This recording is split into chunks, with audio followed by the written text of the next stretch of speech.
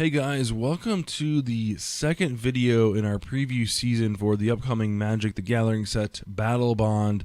Today is May 22nd, 2018, and we've got a couple cards to get to, some spicy reprints and a whole lot of new cards to get to kind of get excited about. New sets coming along nice, and we've got pre-release right around the corner, so let's jump right in with a couple new partner cards.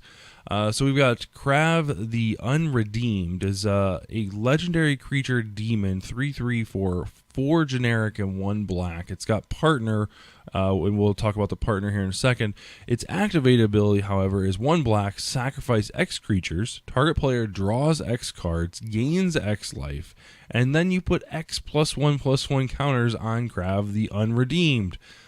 Kinda does a whole lot of stuff. Drawing cards, gaining life, +1/+1 counters.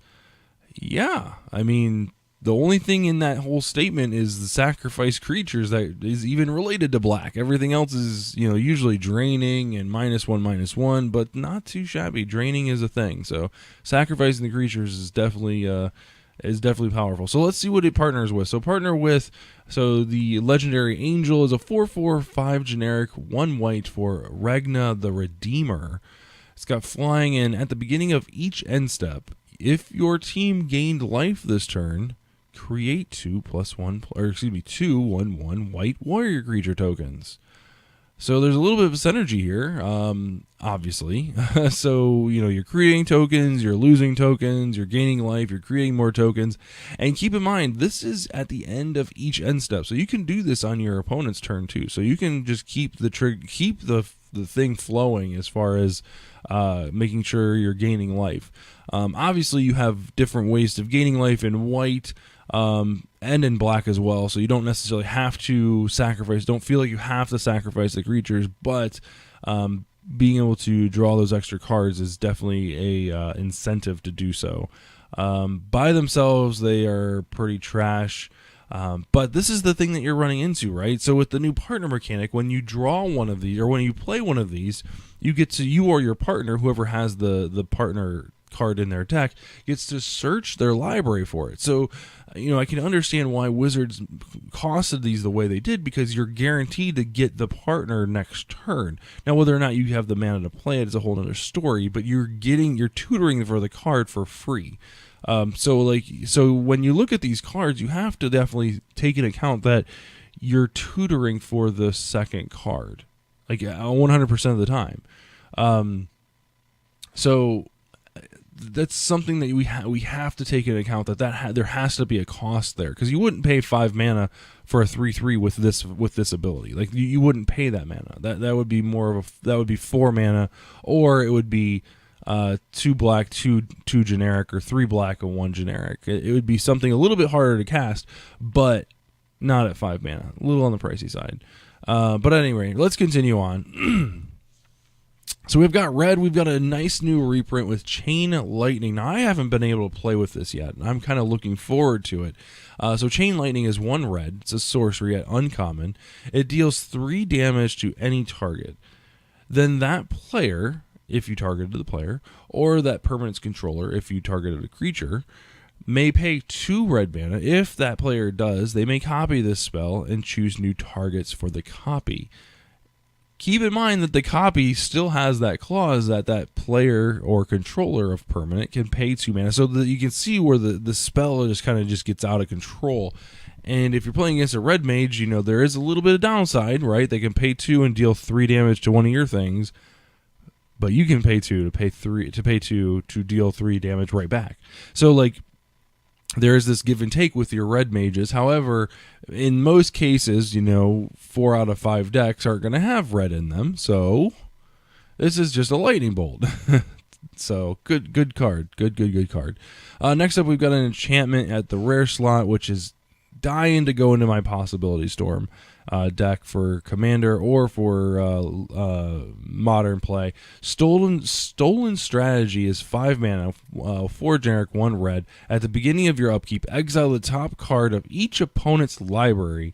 Until the end of your turn, you may cast non-land cards from among those exiled cards. and you may spend mana as though it were mana of any color to cast those spells. Yeah. It's just, I mean, you're just drawing extra cards, and playing the best one for any color mana.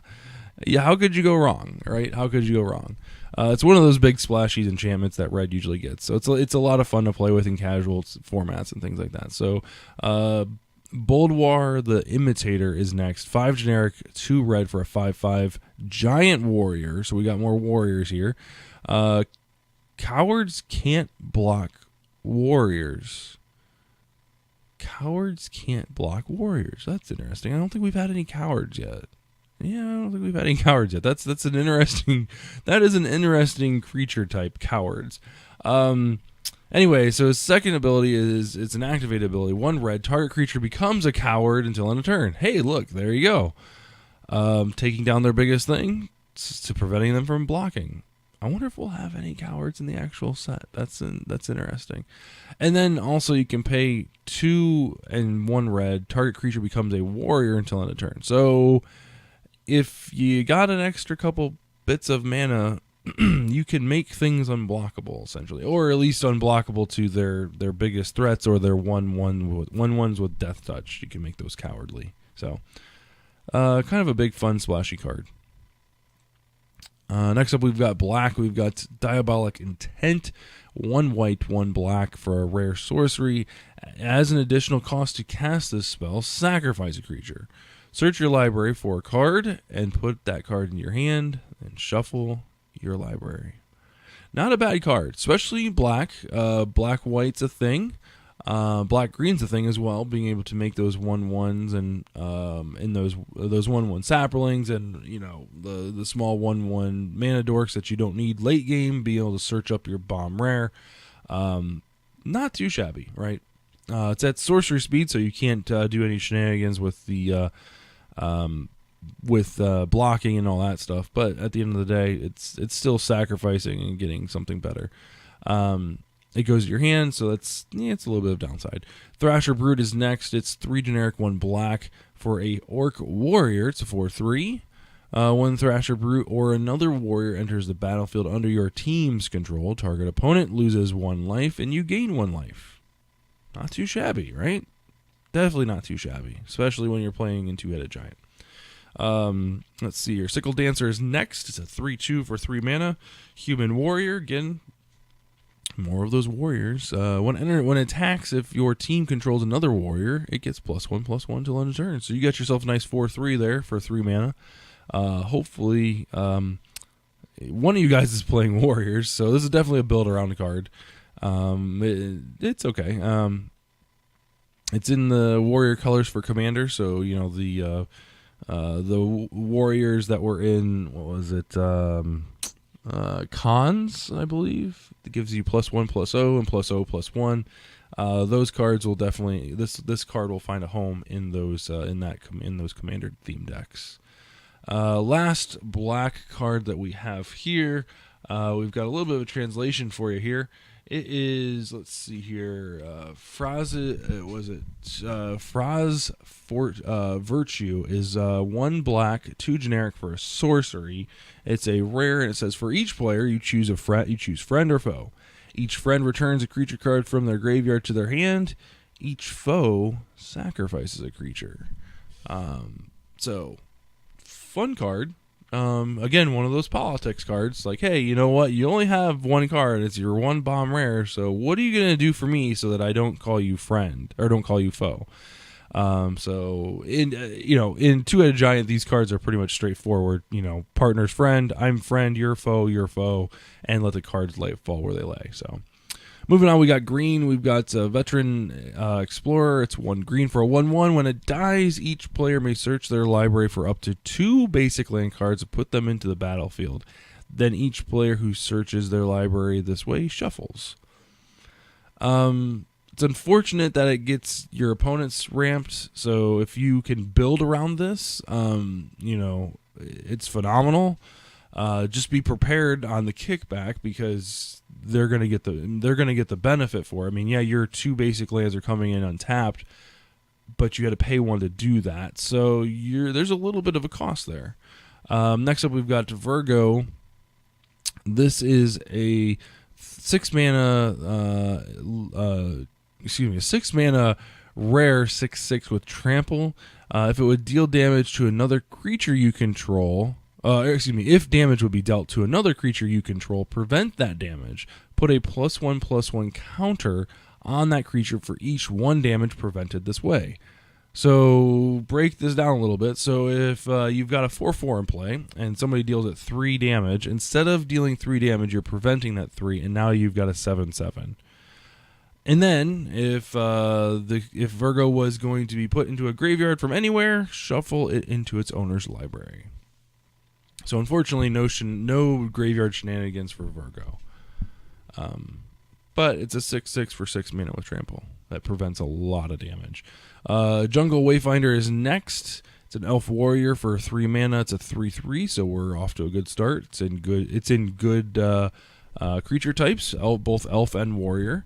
When the Wayfinder enters the battlefield, each player searches their library for a basic land card, reveals it, puts it in their hand, then shuffles your library. So this is a common thing. This is a common thing that we're coming across here. I mean, this is only day 2, and we're starting to get a lot of these.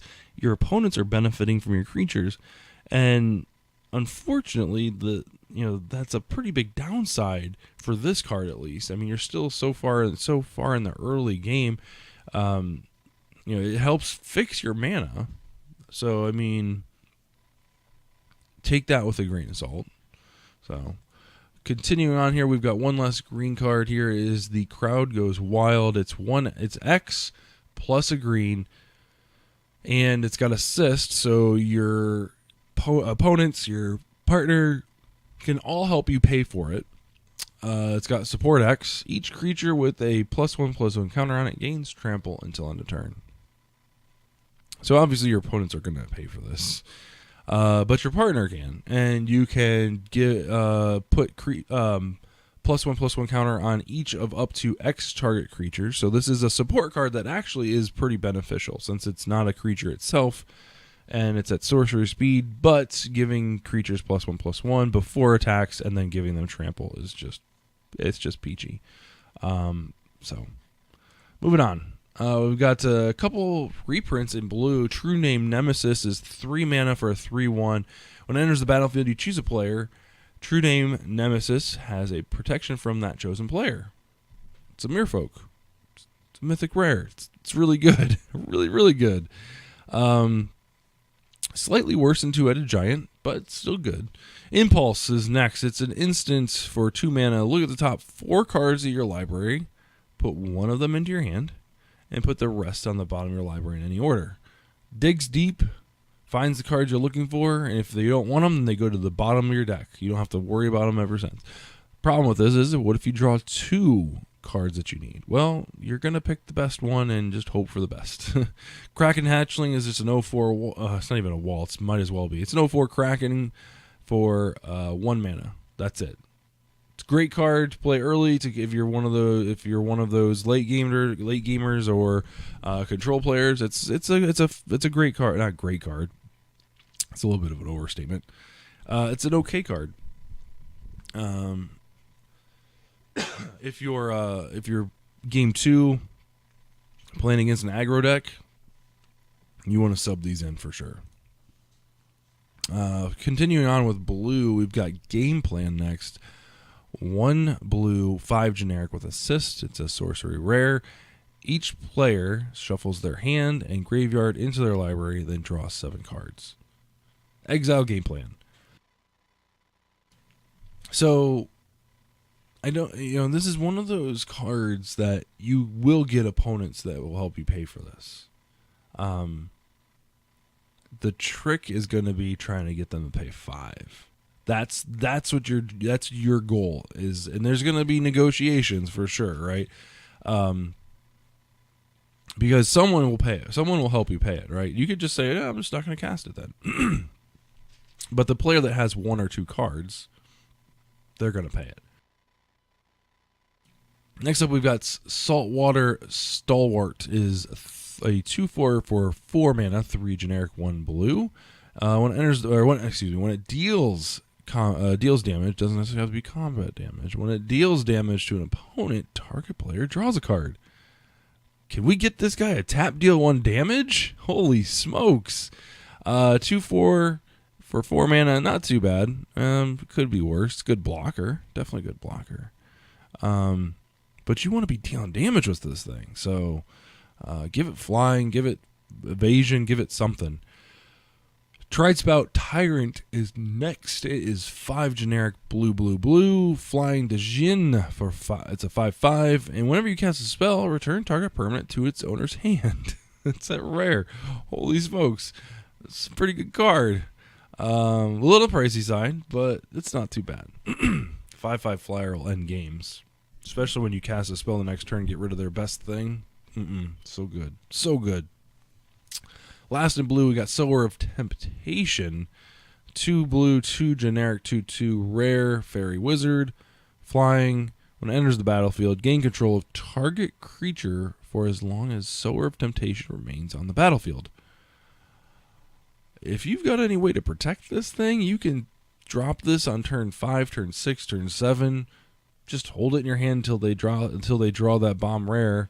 They say, okay, pass turn, and you untap and you steal that thing. And it doesn't give it haste, so keep in mind that it does not give the creature you steal haste. So you still have to, work around that.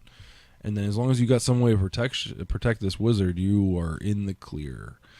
Moving on to white, we've got a couple of reprints here. The saddest of which is Shoulder to Shoulder. 2 generic, 1 white, support 2, draw a card. It's okay. Draw a card is very deceiving. It's very, very deceiving. So be cautious. That's all I can say is just be cautious. The